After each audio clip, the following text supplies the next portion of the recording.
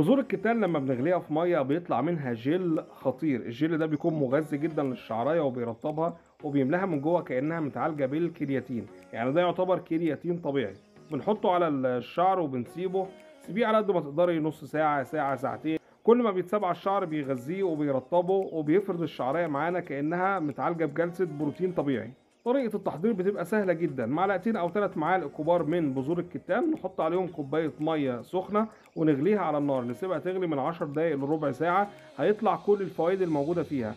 هنصفيها وهيطلع معانا الجل بتاع بذور الكتان، الجل الجميل اللي بيغذي الشعراية وبيرطبها وبينعمها، عبارة عن بروتين طبيعي بيغذي الشعراية وبيقويها. الجل ده نقدر نستفاد منه أكتر لما نضيف عليه نوع أو نوعين من الزيوت. ممكن نضيف عليه زيت جوز الهند وزيت لوز حلو، وممكن نضيف عليه زيت أرجان، وممكن نضيف عليه زيت الروزميري أو إكليل الجبل.